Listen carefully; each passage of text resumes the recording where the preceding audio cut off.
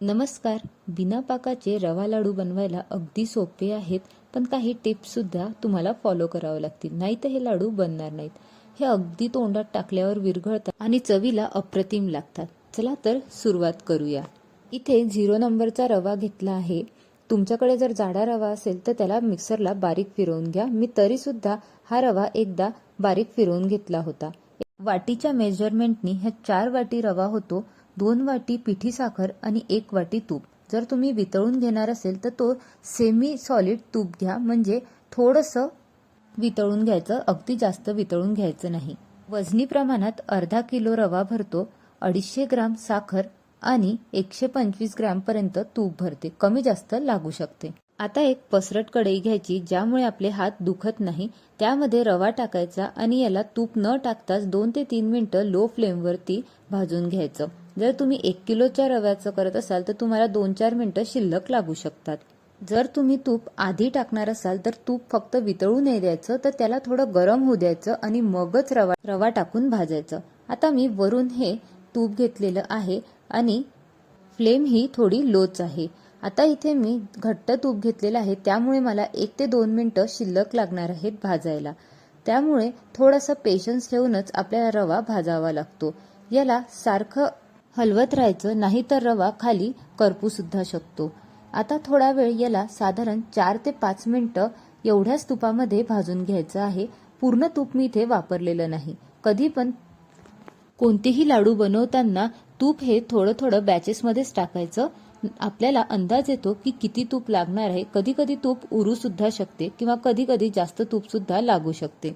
साधारण 7 ते 8 मिनिटं झालेली आहेत आणि आता फ्लेम मी थोडीशी लो टू मिडियम केलेली आहे आणि त्याला थोडंसं लो टू मिडियम फ्लेमवरतीच 2 मिनिटं भाजून घेतलेलं आहे, जेणेकरून तापमान एकसारखं होऊन जाईल.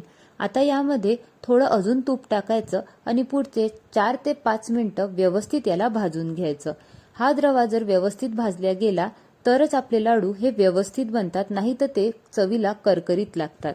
साधारण अर्धा किलो रवा भाजायला 20 ते 25 मिनिटं लागतात. आता राहिलेलं तूप सुद्धा यामध्ये टाकून घ्यायचं आणि या रव्याला भाजायचं. लो फ्लेमवरतीच भाजायचं. इथे कधीच आपल्याला फ्लेम हाय करायची नाही किंवा मीडियमही करायची नाही. लो टू मीडियम तुम्ही ठेवू शकतात, पण 1-2 मिनिटासाठीच ठेवायची, जास्त वेळ ती ठेवायची नाही, नाहीतर रवा लवकर करपू शकतो. महत्त्वाची गोष्ट म्हणजे जर लाडू तुमचे वळल्या जात नसतील तर हे थोडंसं जो मिश्रण आहे याला हलकं गरम करायचं 2 ते 3 मिनिटं लो फ्लेमवरती आणि मगच लाडू परत वळायला घ्यायचे. साधारण 20 मिनिटानंतर यामध्ये लो फ्लेमवरतीच पिठी साखर टाकायची आणि लगेच मिक्स करायची आणि गॅस बंद करायचा आणि त्यावरती झाकून साधारण 20 मिनिटं किंवा अर्धा तास याला झाकून ठेवायचं. हे मिश्रण अजिबात थंड झालं नाही पाहिजे, नाहीतर लाडू वळता येत नाहीत.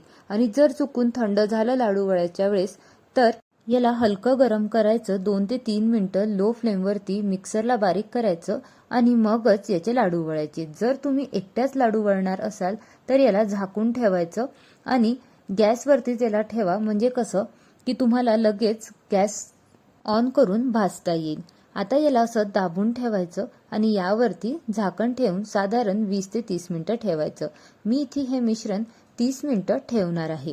जर चुकून मिश्रण थोडं थंड झालं तर सांगितल्याप्रमाणे गरम करून घ्या किंवा जास्त वेळ लागला तरी सुद्धा गरम करून घ्या. आता बघा, या मिश्रणाला व्यवस्थित अशी बाइंडिंग आलेली नाही आहे, त्यामुळे याच्यातली थोडीशी बॅचेस घेऊन आपण मिक्सरला बारीक करून घ्यायचं. आता जर तुम्हाला पल्स मोडवरती बारीक झालं तर तुम्ही करू शकता. कधी कधी तुम्हाला जास्त सुद्धा बारीक करावं लागेल जर गरज पडलीच तर. ही तर पल्स मोडवरती एखादा मिनिटभर याला बारीक करून घ्यायचं आणि जेवढी बॅच घेतली आहे त्याचे लाडू आधी वळायचे, नाहीतर ते थंड झाल्यावरती परत लाडू वळल्या जाणार नाहीत. आणि याही केसमध्ये जर तुमचे लाडू वळल्या गेले नाही तर थोडंसं मिश्रण अजून त्याला भाजून घ्यायचं. बघा, आता लाडू हे व्यवस्थित वळल्या जात आहेत.